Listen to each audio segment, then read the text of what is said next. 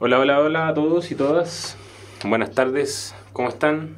La clase de hoy, como dice el título, es de electricidad y magnetismo y vamos a tocar el tema del campo eléctrico y magnético. Vamos a repasar un poco los conceptos que vimos en la clase pasada, así que para que estén atentos. Esta es la clase 27 del módulo electivo. Esto es electricidad y magnetismo, campo eléctrico y magnético. Clase 27. Los objetivos de la clase de hoy son comprender los conceptos de electricidad, corriente, voltaje y resistencia. Además, vamos a entender lo que es la ley de Ohm y sus implicancias. Eso lo vimos un poco en la clase pasada con un ejercicio, pero lo vamos a volver a revisar hoy día. Además, la idea es que conozcamos los elementos de protección para las instalaciones domiciliarias para que ustedes puedan distinguir qué es lo que hacen y cuáles son sus formas, cómo se instalan y todas esas cosas interesantes. Y finalmente vamos a trabajar los conceptos de campo eléctrico y campo magnético.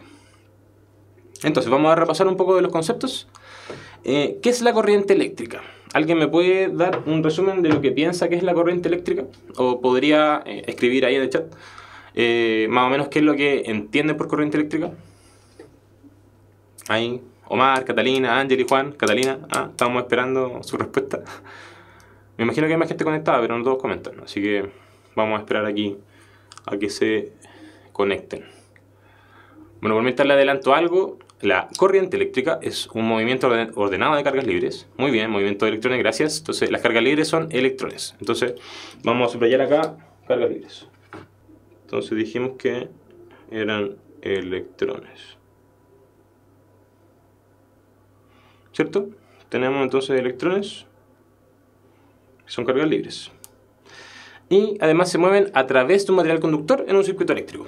Entonces, dependiendo de cómo sea este movimiento, nosotros habíamos dicho en la clase pasada que íbamos a tener corriente continua o corriente directa. Y si ustedes pueden ver el gráfico, que está aquí, vamos a acercarlo.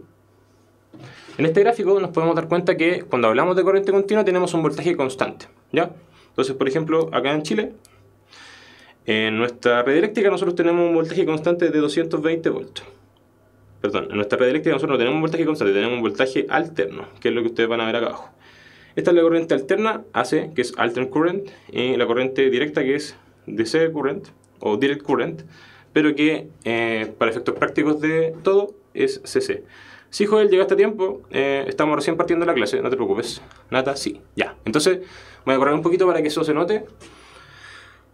Lo que pasa es que cuando nosotros tenemos corriente continua, tenemos siempre los mismos 220 volts a cada segundo. Cuando tenemos corriente alterna, lo que va a pasar va a ser que el voltaje va a subir, va a llegar a 220, va a volver a bajar, va a pasar por cero y va a llegar a los menos 220 y va a volver a subir. Y eso en Chile lo va a hacer a una frecuencia de 50 Hz. Cuando nosotros vimos la onda nos dimos cuenta que una onda tenía un lambda, ¿cierto? Y que ese lambda se recorría en un tau. Y dijimos que 1 partido por tau iba a ser igual a la frecuencia. Eso está ahí, ¿ya? En ese caso, nosotros habíamos dicho que la frecuencia iba a ser... a ver, vamos a ver si se puede checar esto. Ahí sí. En ese caso nosotros dijimos que la frecuencia en Chile van a ser 50 Hz. Entonces, F en Chile...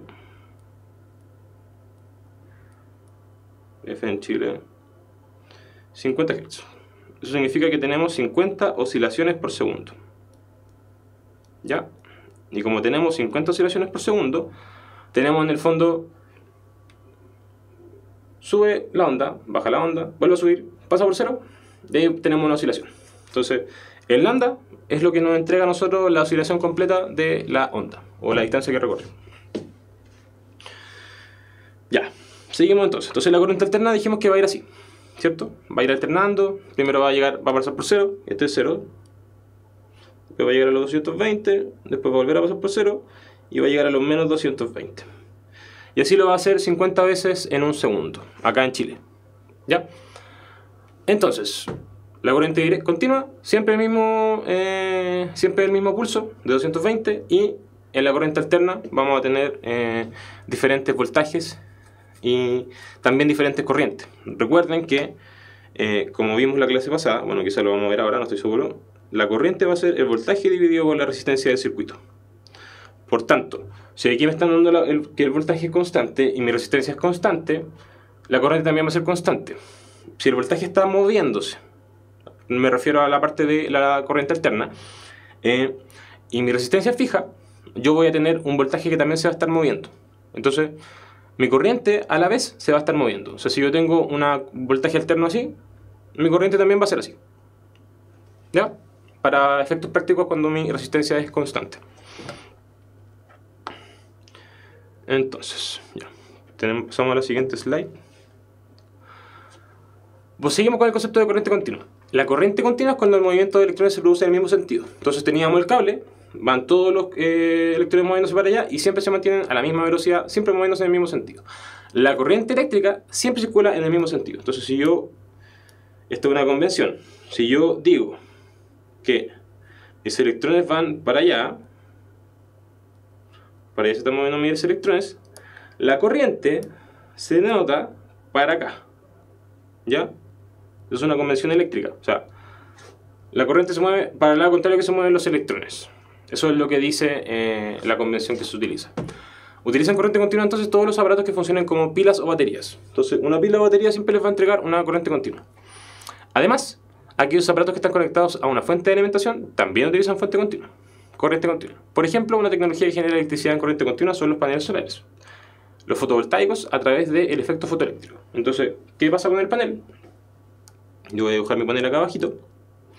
Tenemos mi panel, ¿cierto?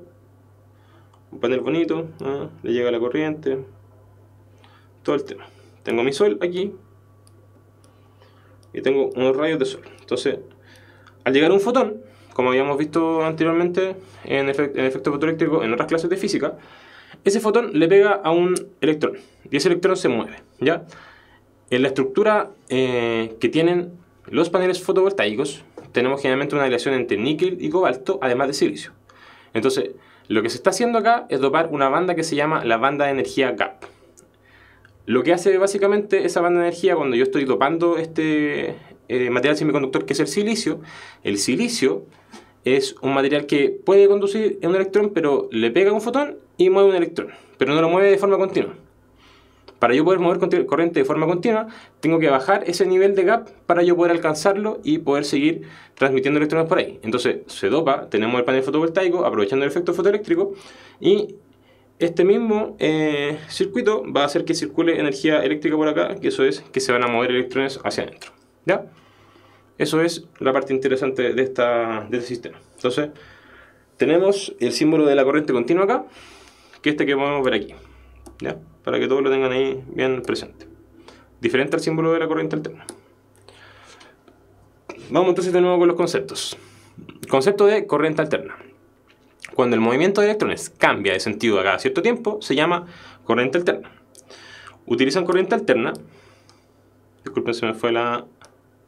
Ya, entonces, utilizan corriente alterna todos los aparatos que enchufemos directamente en la red.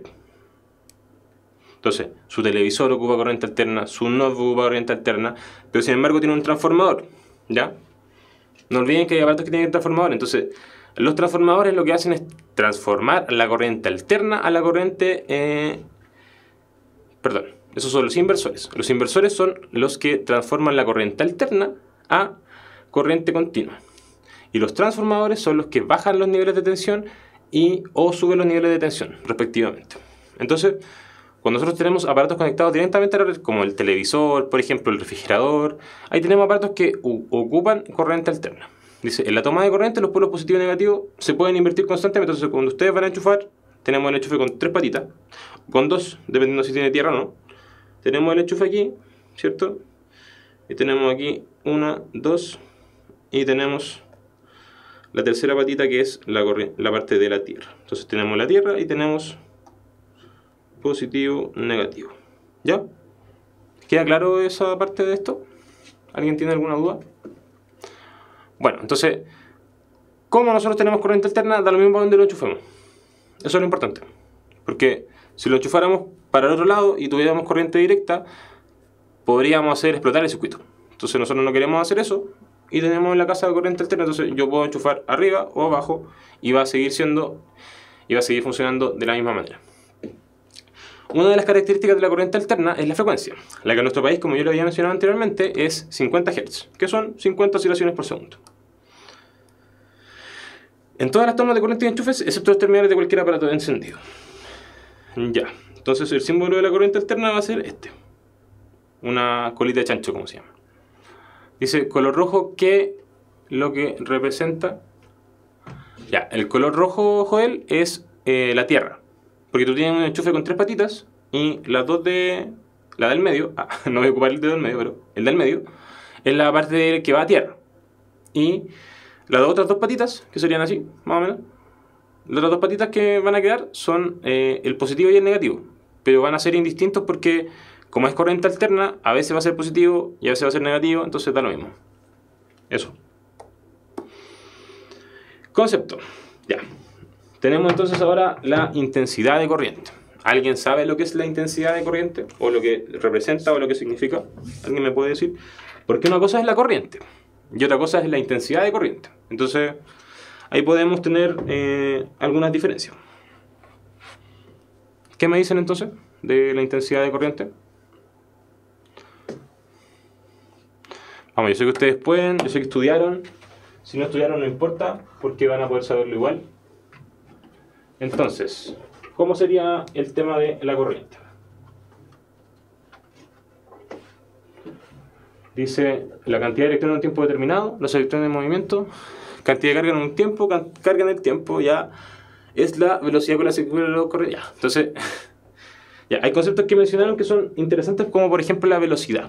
Entonces, o en este caso la rapidez, porque no tenemos un vector aquí de corriente, sino que tenemos una corriente que va hacia un lugar, pero tiene un sentido y no tiene particularmente una dirección. ¿Ya? Número de electrones por unidad de tiempo. ¿Ya? Entonces, lo que va a ser la intensidad de corriente va a ser una medida del caudal con cual se desplazan los electrones. Entonces, la intensidad de corriente va a ser entonces el nombre con el que se denomina al caudal de la corriente eléctrica. Es decir, a la velocidad de desplazamiento de las cargas sobre un material comparable con la fuerza de una corriente de agua en un río, capaz de movilizar cargas y llevar a cabo una cantidad de trabajo. Ya. Entonces, esta es el típico ejemplo que se utiliza cuando uno dice, bueno, tengo un caudal de un río, ¿ya? Y yo llevo unas pelotas, que van a ser mis cargas de electrones, ¿cierto? Entonces ahí van a estar los electrones, y el río, pónganse ustedes que va para acá. Entonces, el caudal, es decir, la cantidad de pelotas que pasan por segundo, que en este caso representaría los electrones, va a ser esta intensidad de corriente. Si yo hago pasar más pelotas por segundo, o sea, tengo mayor caudal de corriente, voy a tener más intensidad de corriente. Eso es un poco la idea y la motivación que hay detrás de este concepto.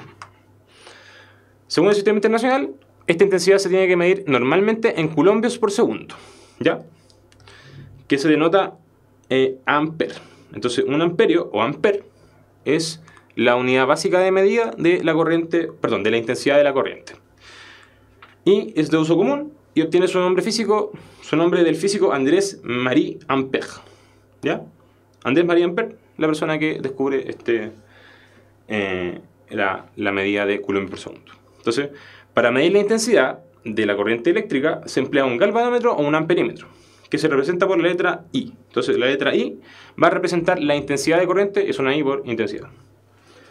Y tenemos el galvanómetro o el amperímetro, que se conecta, no me acuerdo si era en serie con el circuito para poder ver cuánto mide la intensidad de corriente. Entonces, voy a dibujar arriba un mono, tengo aquí mi circuito y aquí tengo un amperímetro, ¿ya? Cuando nosotros queremos medir, por ejemplo, un voltaje, lo que nosotros hacemos es conectar un voltímetro, pero en paralelo a ese circuito. En este caso, si ustedes miran arriba el dibujo, tenemos un amperímetro que está representado por A y que mide la intensidad de corriente que está pasando por ahí en ese momento. Entonces, por aquí va a circular una corriente I, por ejemplo, hacia la izquierda, y tenemos ahí la intensidad de corriente. Galvanómetro y amperímetro es lo mismo, así que no se preocupen por eso, pero sí, es lo mismo. Ya, entonces tenemos eso. Pasemos a la siguiente slide. Concepto, voltaje o tensión. Entonces se le conoce, voy a preguntarle a ustedes, ¿qué es lo que entienden o lo que se le ocurre cuando ustedes les dicen voltaje? ¿Qué piensan de eso? Voltaje, tensión, potencial. Tiene hartos nombres en verdad esta medida. Así que díganme ustedes qué es lo que piensan, qué es lo que creen que es, qué podría ser, por qué, cómo se mide. Todo lo que sepan de voltaje, díganmelo. Yo ya les hablé, por ejemplo, de que en Chile ocupamos 220 volts alternos en los enchufes. O sea, perdón, en la red eléctrica. Entonces, ustedes podrían decirme, ya, entonces el voltaje es la tensión de esto, o el potencial de esto. ¿Alguien tiene una idea de lo que es el voltaje? ¿O sabe más o menos? Perdí un brazo, lo siento. Ya. Vamos. 1, 2, 3, 1, 2, 3. Yo sé que tienen muchas cosas que decir. A ver.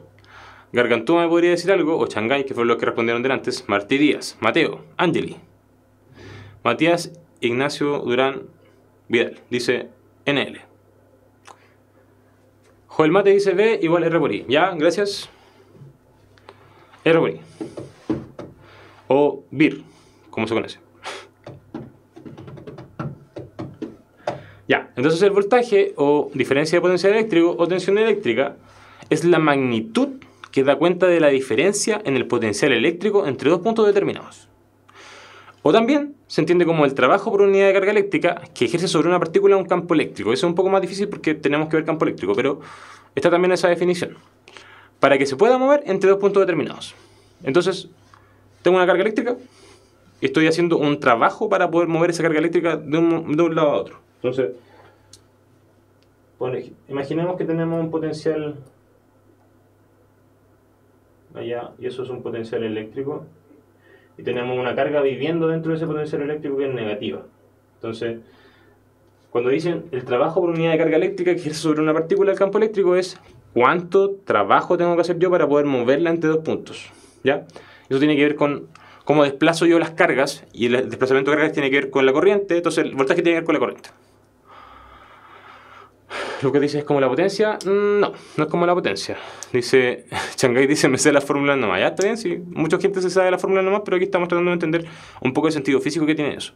Y Fernando dice el potencial eléctrico, sí, el potencial eléctrico. Entonces, otra forma de verlo, para que lo tengamos en consideración, ustedes conocen, por ejemplo, el potencial gravitatorio, ¿cierto? Que es MGH, ¿ya? El potencial gravitatorio tiene que ver con la energía potencial que tiene una partícula que está a cierta altura, ¿cierto? Y que tiene que ver con la gravedad. En este caso, yo tengo un potencial eléctrico. Entonces, si ustedes lo piensan de esa manera, el voltaje es un potencial eléctrico porque vive dentro de un campo.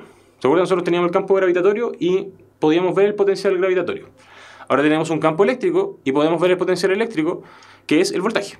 Entonces, si yo, por ejemplo, mido un potencial eléctrico entre la tierra, que es el suelo, y un cable, que a lo mejor puede estar a 220 volts, como la casa, voy a ver que la diferencia de tensión entre esos dos potenciales va a ser eléctrica. No es una cosa de medidas de a cuánto estén de altura, sino que hay un potencial que es distinto. Entonces hay uno que tiene un voltaje 0 y otro tiene un voltaje 220. Entonces la diferencia entre esos dos, que es la diferencia de potencial, va a ser 220 volts. Y eso es más o menos la idea del potencial que hay detrás de este concepto de voltaje, o que también se llama tensión. Entonces, cuando son dos puntos que presentan diferencias de potencial eléctrico con un material conductor, se va a producir un flujo de electrones. Entonces yo podría tener, por ejemplo, mi fuente eléctrica acá, y esa fuente eléctrica alimentar una carga de una resistencia 1 y que circula una corriente I. Y mi voltaje sea B, ¿ya? Entonces ahí tengo B, tengo R1 y tengo el circuito que yo estaba hablando delante. Vamos a volver a hacer el mono para que se entienda. ¿Les parece eso? ¿Se entiende más o menos cómo es la cosa? Entonces se va a producir un flujo de electrones que llevará parte de la carga desde el punto de mayor al de menor potencial. Entonces lo que estábamos hablando nosotros delante es que si yo tengo, por ejemplo, 220 volts y tengo 0 volts, ¿a dónde creen que se va a dirigir la corriente? Hacia donde hay 0 volts. ¿Por qué? Porque tengo una diferencia de potencial. Es como si tuviese una diferencia de potencial gravitatorio. Si yo suelto una pelota, por ejemplo, en una montaña y la pelota se mueve, o sea, o yo perturbo ese punto de equilibrio, ¿cierto? ¿Qué va a ocurrir? Se va a ir a donde hay menos potencial. Porque ya tengo otro potencial eléctrico, potencial gravitatorio grande. Entonces, como se va a ir a donde hay menos potencial, aquí pasa lo mismo con la corriente. Si yo tengo corriente, si tengo un potencial mayor, la corriente siempre se va a desplazar de donde hay potenciales mayores a potenciales menores. O sea, de mayor tensión a menor tensión. No tiene que ver con la energía cinética. Estamos tratando de explicar la diferencia entre... hacer un paralelo entre lo que es en el potencial gravitatorio y el potencial eléctrico. Estamos hablando de que las cargas en el potencial eléctrico se van a desplazar desde donde haya mayor potencial a donde haya menor potencial. Al mismo tiempo que cuando tú tienes el potencial gravitatorio y tienes un objeto, ese potencial, cuando tú dejas el objeto arriba, se va a desplazar de donde hay más potencial gravitatorio hacia donde hay menos potencial gravitatorio. O sea, si te hay una altura h, se te va a caer a donde está la altura 0. Entonces, dicha diferencia es el voltaje, como habíamos estado leyendo de la parte de abajo de la lámina, y dice, cesará en cuanto ambos puntos tengan el mismo potencial, a menos que se inyecte una nueva energía mediante un generador o fuente externa de algún tipo. Entonces, lo que está pasando acá, y lo que nos están contando aquí en esta historia, es que tenemos dos puntos que están a diferente potencial, se conectan. Por ejemplo, cuando ustedes conectan una batería en un circuito, lo que está pasando cuando ustedes, por ejemplo, le ponen pilas o una batería a un juguete, es que de donde hay mayor potencial, de uno de los dos terminales de la batería, va a salir corriente, va a dar la vuelta, va a hacer funcionar el circuito y va a terminar donde hay menor potencial. Entonces, es como una reacción redox. No sé si vieron eso alguna vez en su casa. Pero esta reacción lo que está haciendo es transformar esta energía química que está almacenada en esta batería en energía eléctrica. Y lo que está pasando es que desde donde hay mayor potencial, se está alojando material en donde hay menor potencial hasta que la batería deja de funcionar. Eso es lo que está pasando. Entonces, aquí lo que está diciendo es que en el fondo, si yo no tengo una fuente de alimentación externa que constantemente me esté aplicando energía, lo que va a ocurrir es que se me va a acabar esa corriente y va a terminar siendo cero. Pero va a haber corriente hasta que haya diferencia de potencial. Mientras haya diferencia de potencial, va a circular corriente. Eso es lo importante de lo que estamos hablando ahora. Ya, el siguiente concepto tiene que ver con la resistencia eléctrica. Y esta parte es re interesante porque casi todo lo que van a ver ustedes en temas de circuitos, si es que alguna vez quieren seguir circuitos y cosas así, tiene que ver con resistencia, voltaje e intensidad de corriente. Entonces, todos los conductores eléctricos que se oponen al paso de la corriente eléctrica en mayor o menor medida, ¿cierto? Lo que ocurre es que hay una medida que se llama la resistividad, que es la que tenemos acá, que es la resistividad del material. Entonces, esa pequeña cosita, el Phi creo que se le dice, no, creo que este no es Phi, creo que este es Rho, este es Rho, se conoce como Rho, lo voy a escribir acá, Rho. Ese Rho es como nosotros representamos la resistividad eléctrica de un material. Entonces, la resistividad puede ser mayor o menor, y si el material tiene mayor resistividad, significa que es más aislante, ¿ya? Conduce menos energía. Entonces se cuenta con diferentes dificultades para desplazarse dentro del material los electrones, del cual forman parte. Esta posición se denomina resistencia eléctrica de un conductor y se representa por la letra R. Entonces, la resistencia va a ser... no es perpendicular, no hay que ver perpendicular. La resistencia va a ser directamente proporcional a la resistividad y al largo del conductor, mientras va a ser inversamente proporcional a la sección de este. Entonces, S viene siendo la sección del conductor. Entonces vamos a dibujar aquí el conductor. Esto es S, ¿cierto? Y este es el largo. Y la resistividad del material se mide en ohm por metro. Ohm metro. De forma experimental se puede demostrar que la resistencia eléctrica de un conductor depende de, primero, del material del cual está compuesto, que tiene que ver con la resistividad de lo que nosotros habíamos estado hablando. Segundo, tiene que ver con la temperatura en la que se encuentra. Cuanto mayor es la temperatura, mayor es su resistencia eléctrica. Esto no siempre se considera en los modelos, pero cuando ustedes empiezan como a calcular cosas más, ¿cómo se dice?, más finas, tienen que meter el tema de la temperatura en sus modelos, porque de repente hay circuitos que se van a calentar. Dice, ya, voy a responder preguntas porque se me pasó. Dice, ¿cómo que llega a un estado de equilibrio? Ya, Matías. Cuando me refiero a los estados de equilibrio es que cuando conectas dos cables o como conectas los dos terminales de la batería, el estado de equilibrio es cuando ya terminó todo, cuando ya pasó toda la reacción. Entonces, la batería se conectó con los dos terminales, hizo que circulara la corriente hasta que los potenciales de la batería se igualan y ya no puede seguir circulando corriente.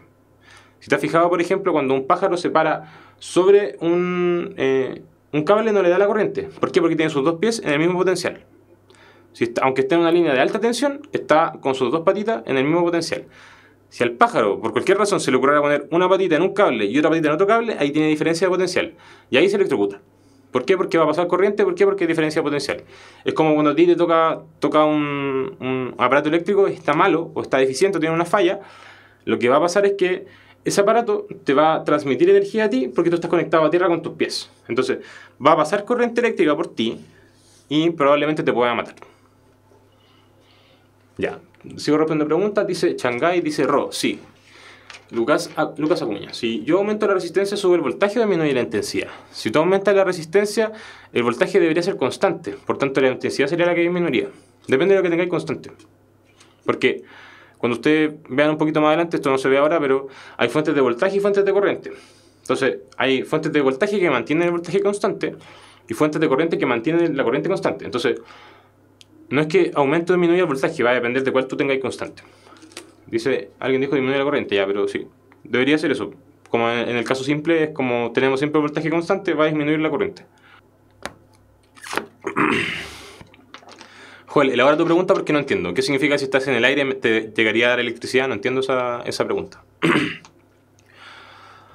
No debería darte electricidad ya. O sea, si no estás conectando tus pies a tierra, no debería darte electricidad. De hecho, en muchos lugares lo que se utiliza, por ejemplo, en faena eléctrica, o también cuando la gente tiene que utilizar elementos de protección personal para los trabajos, es usar zapatos de hule.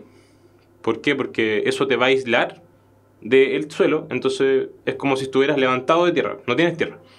Por tanto, no puede circular la corriente para allá. Es una forma, ¿sí? Puede darse eso. ¿Zapatos de qué? De hule. Zapatos aislantes al final.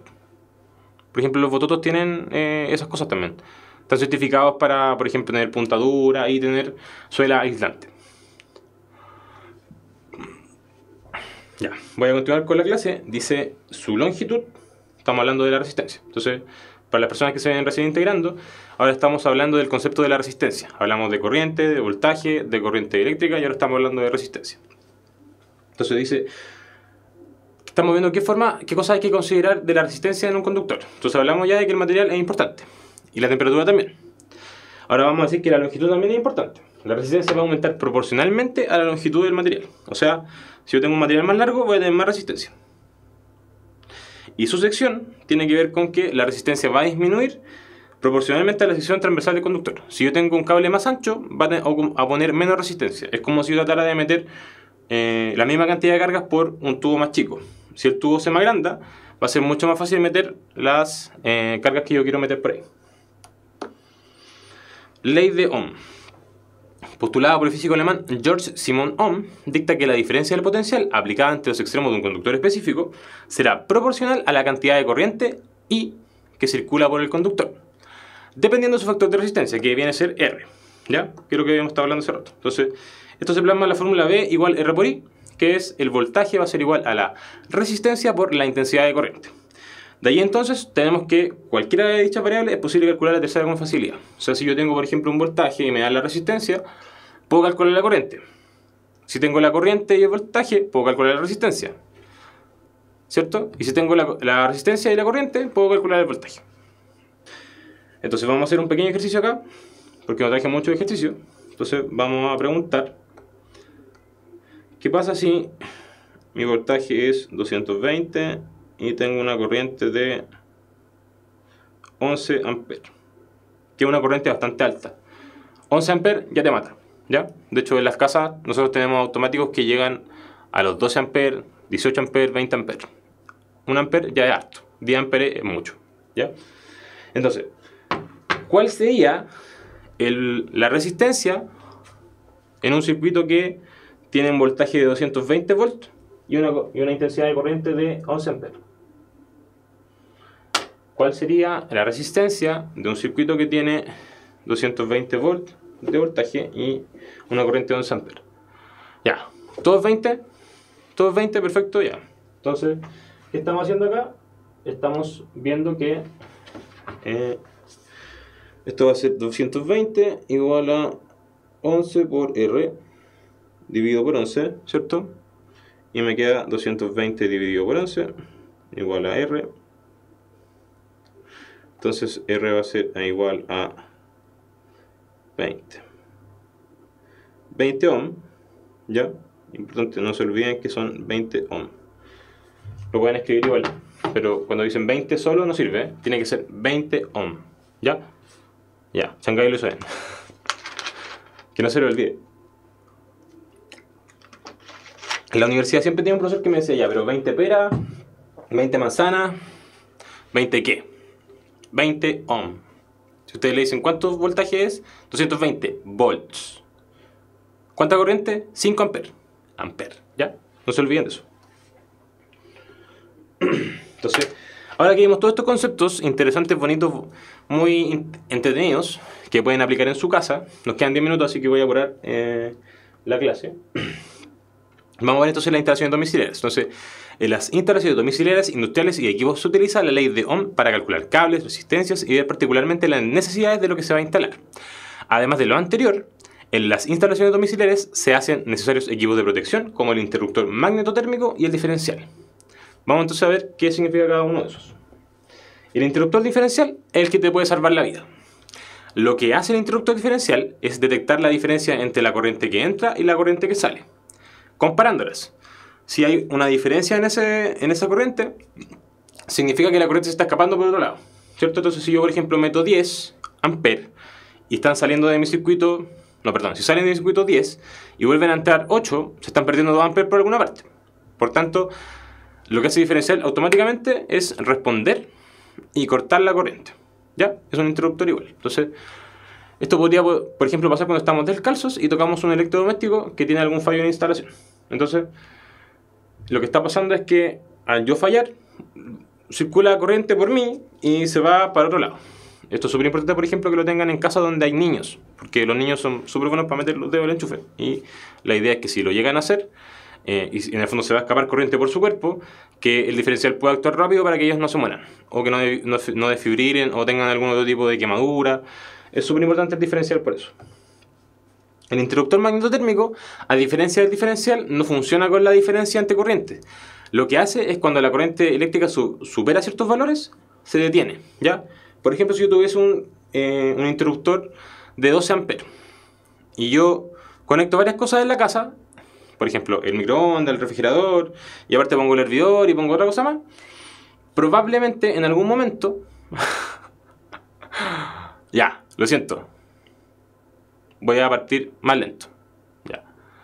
El interruptor magnetotérmico lo que hace es a un cierto nivel de amperes, o a un cierto nivel de intensidad de corriente, por ejemplo 12 amperes, como yo había dicho antes, 12 amperes, cortar la corriente si es que se supera el límite. Por ejemplo, si yo estuviese pasando 14 amperes por mi circuito, eso es mayor que 12 amperes.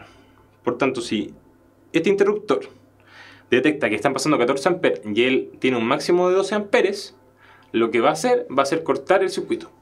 ¿Por qué? Porque podría haber alguna falla. Porque a lo mejor mis cables están calculados para que no pase esa cantidad de corriente. Entonces, si la cantidad de corriente se supera, es porque hubo un fallo o hubo un problema en la red, y por tanto lo que tengo que hacer yo es cortar la corriente que está pasando. Entonces, mi interruptor va siempre a funcionar a cierto nivel de amperaje. Y si no se superan los 2 amperes, nunca va a funcionar. Esa es la gracia. Entonces, vamos a hacer un repaso de los conceptos. La ley de Coulomb dice, matemáticamente esto se expresa como la fuerza que produce la carga 1 sobre la 2. Entonces, habíamos dicho que la ley de Coulomb, que fue la clase pasada cuando lo conversamos, era que la fuerza eléctrica entre dos cargas, que era Q1 y Q2, voy al tiro contigo, amigo, yo te respondo al tiro. Voy a terminar de explicar eso. Cuando tenemos carga Q1 y Q2, hay una fuerza que se produce el 1 sobre la 2, ¿cierto? F1, 2, y que tiene que ver con los valores de cada una de las cargas y además de la distancia que las separa, que va a ser en este caso de sub 1, 2. ¿Ya? Entonces, alguien dice, profe, ¿pero cuál sería la diferencia de un automático y un disyuntor? Ya, la diferencia sería en que el automático sería este que hablamos, que tenía 12 amperes, que en el fondo va a cortar la corriente a cierto nivel de corriente. Y el disyuntor es lo que habíamos hablado del diferencial. Ese, en el fondo, dirime entre la corriente que está entrando y la que está saliendo, y si ve una diferencia, corta la corriente. Joel dice, fuerza electrostática igual a F. Sí, ya. Lo que vamos a tener acá es que F va a ser igual a K, que es la constante de Coulomb, y por Q1, Q2, dividido por la distancia que separa estas dos cargas al cuadrado, ¿ya? Y ese vector que aparece ahí nos va a dar la dirección, módulo y sentido de toda esta cuestión. Entonces, este es un vector unitario, ya. Entonces teníamos ese repaso. Después sabíamos que, por ejemplo, en el caso 1 teníamos que hay dos cargas positivas, en el caso 2 tenemos dos cargas negativas y en el caso 3 tenemos una positiva y una negativa. ¿Cuál es la idea? Que cuando tenemos dos positivas, la fuerza se va a repeler, por tanto las dos partículas se van a separar. En el caso de las dos negativas también ambas partículas se van a separar, y en el caso de la positiva y la negativa, o dado vuelta, negativa con positiva, se van a atraer entre ellas. Esa va a ser la diferencia de las fuerzas. Pasamos entonces al campo eléctrico. Entonces, ¿qué es el campo eléctrico? Nos quedan 5 minutos, ya. Tengo que hacerlo más rápido entonces. Dice X Sunrise. He visto que en casos dejan las cargas de la ley de Coulomb siempre con valor absoluto, pero igual se pierden dejar como negativas, ¿no? Claro, se pueden dejar como negativas. Yo creo que lo importante es que sepas hacia dónde va la fuerza, ¿cachai? Porque si tú lo estás calculando como una fuerza y no le estás poniendo como un vector, calcúlalo solo como fuerza y ve para dónde va la fuerza, ¿ya? Eso es el dato que te puedo dar. Porque si no le vayamos en negativo o positivo, no vayas a saber para dónde va. Profe, ¿y esos elementos eléctricos se ocupan para circuitos monofásicos o trifásicos? ¿Tendrían que usarse distintos disyuntores? Sí. Sí a todo. O sea, podemos ocupar esos mismos disyuntores y automáticos para circuitos monofásicos y trifásicos. Sí. Descomposición de vectores, papu, sí. Exactamente. Descomposición de vectores. Ya. Entonces, para explicar la instantaneidad con la que se aplican las fuerzas dinámicas, perdón, la fuerza de distancia y el área de influencia, el físico Michael Faraday introdujo el concepto de campo de fuerzas. Entonces, ¿qué es un campo de fuerzas? Un campo eléctrico es la perturbación que genera una carga eléctrica en el espacio que la rodea, de tal forma que si introducimos una carga testigo, en dicho campo actúa sobre ella una fuerza eléctrica. Entonces, yo tengo una carga, que es la que aparece aquí, Q, voy a acercarlo, porque se note, ahí. Tengo Q, ¿cierto? Entonces, así como yo cuando ponía un cuerpo en el universo, perturbaba el espacio-tiempo, en este caso si yo pongo una carga, va a estar generando un campo de fuerzas y particularmente un campo eléctrico.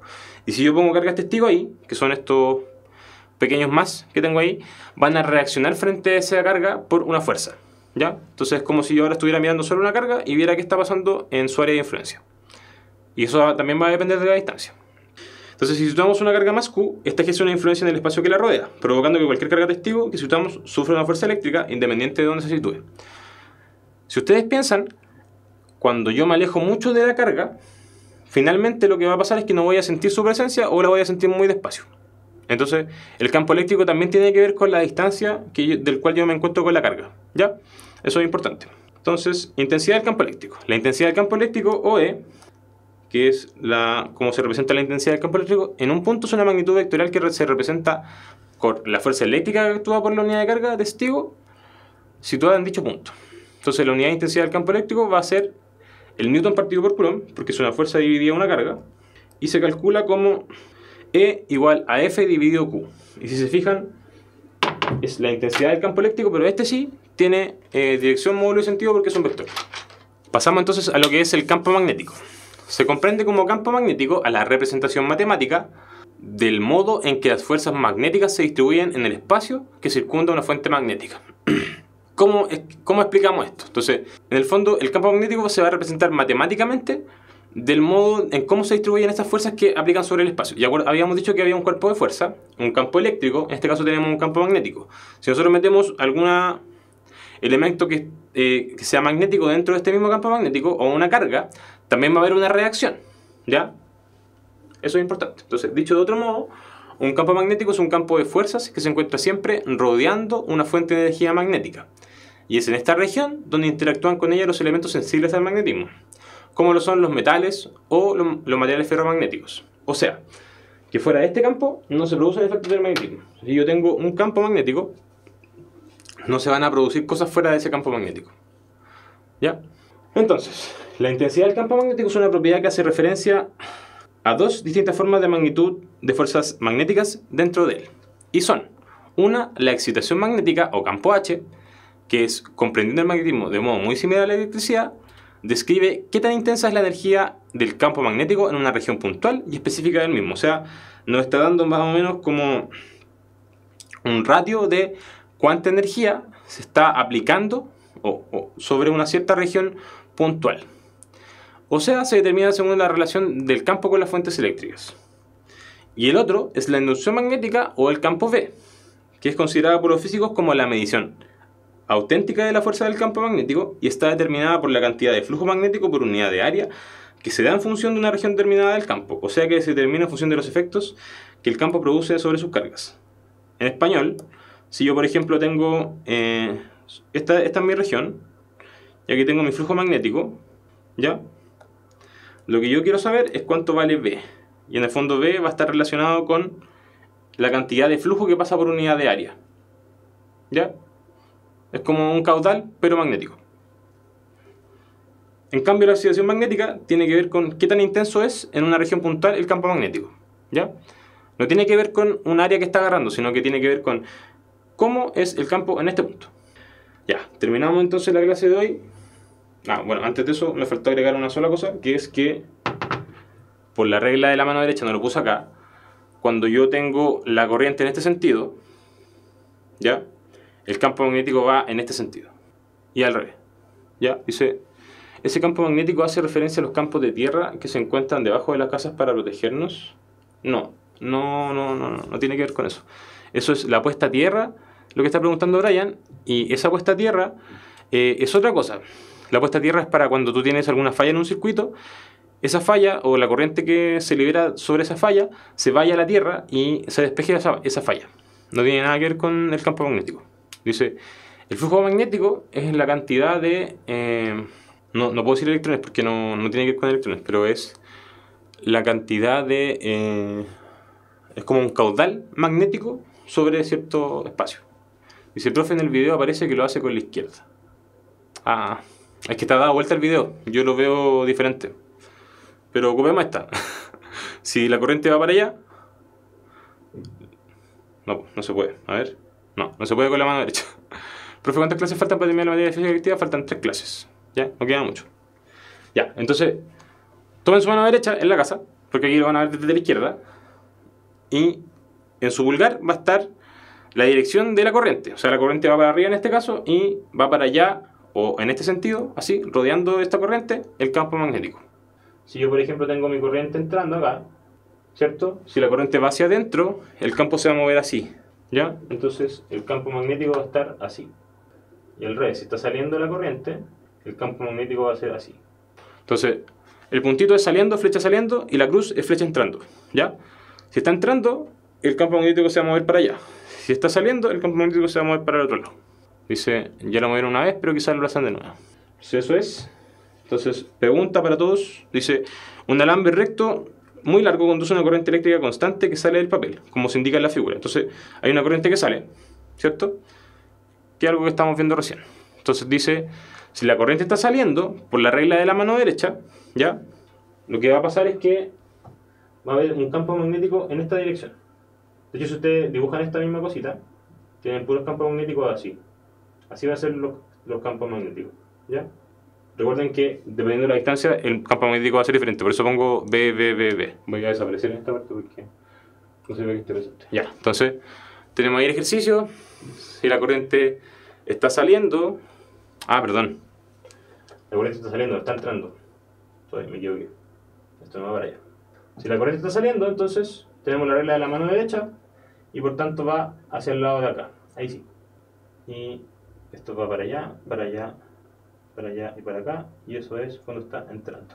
Entonces dice, el vector de campo magnético en el punto B producido por la corriente del alambre queda muy mejor representado por A, que iría hacia abajo, no porque estamos con el B moviéndose hacia el otro lado. B como hacia la derecha, tampoco, no sirve. B hacia la izquierda, no, tampoco. E hacia abajo, tampoco. Y el D sería nuestro caso, porque en el fondo cuando pase por P, el campo magnético va a pasar así. Esa va a ser la línea de campo que nosotros vamos a tener ahí. ¿Cierto? O sea, vamos a tener una así y así. ¿Ya? Esa es la cosa. Easy peasy, ya. Listo, terminamos por hoy día. Entonces, esas son las preguntas. Espero que hayan tenido una clase productiva, que les haya gustado. Hablamos de hartas cosas, chiquillos y chiquillas, así que eso, que les vaya bien, tengan un lindo fin de semana. Si quieren sacar bibliografía, aquí hay unos textos que pueden sacar. Yo todo lo saqué de internet, así que corriente eléctrica, concepto de corriente eléctrica, voltaje y diferencia entre lo que es el interruptor diferencial y el automático. Bueno, ahí pueden revisar ustedes. Nos vemos, chao.